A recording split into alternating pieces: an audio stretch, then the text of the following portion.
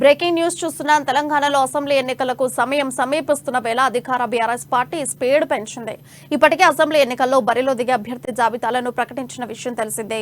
ఈ నేపథ్యంలో ఎన్నికల మేనిఫెస్టోపై తాజాగా కీలక ప్రకటన చేసింది బీఆర్ఎస్ పార్టీ. అయితే అక్టోబర్ 16వ తేదీన వరంగల్లో బీఆర్ఎస్ పార్టీ భారీ బహిరంగ సభను ప్లాన్ చేసింది.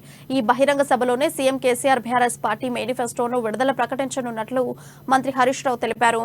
వరంగల్ సభలో మేనిఫెస్టోను ప్రకటిస్తున్నామని శుభవార్త వినడానికి ప్రజలంతా సిద్ధంగా ఉండండి. ఈసారి ప్రతిపక్షాలు మైండ్ బ్లాక్ అయ్యేలా బీఆర్ఎస్ మేనిఫెస్టో ఉంటుందని తెలిపారు.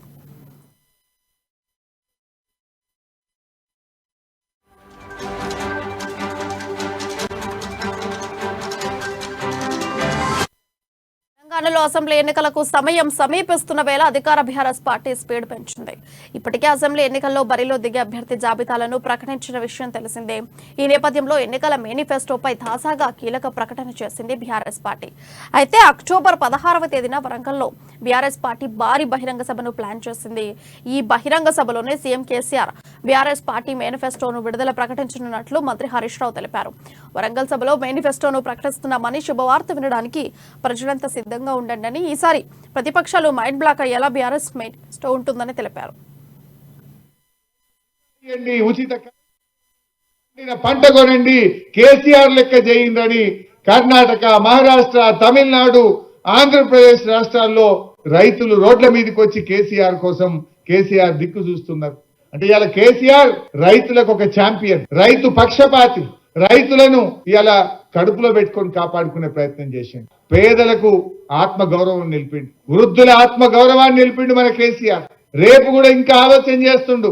మన మేనిఫెస్టో ఇంకా రాలే, మన త్వరలోనే మన బీఆర్ఎస్ మేనిఫెస్టో రాబోతా ఉంది.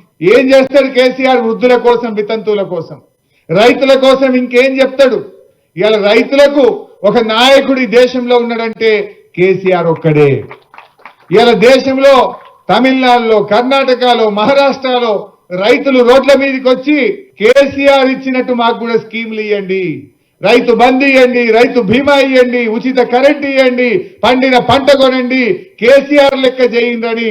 కర్ణాటక, మహారాష్ట్ర, తమిళనాడు, ఆంధ్రప్రదేశ్ రాష్ట్రాల్లో రైతులు రోడ్ల మీదకి వచ్చి కేసీఆర్ కోసం కేసీఆర్ దిక్కు చూస్తున్నారు.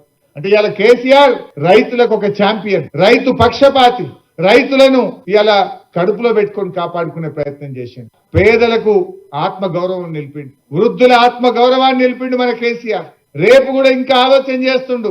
మన మేనిఫెస్టో ఇంకా రాలే, మన త్వరలోనే మన బీఆర్ఎస్ మేనిఫెస్టో రాబోతా ఉంది. ఏం చేస్తాడు కేసీఆర్? వృద్ధుల కోసం, వితంతువుల కోసం, రైతుల కోసం ఇంకేం చెప్తాడు? ఇవాళ రైతులకు ఒక నాయకుడు ఈ దేశంలో ఉన్నాడంటే కేసీఆర్ ఒక్కడే.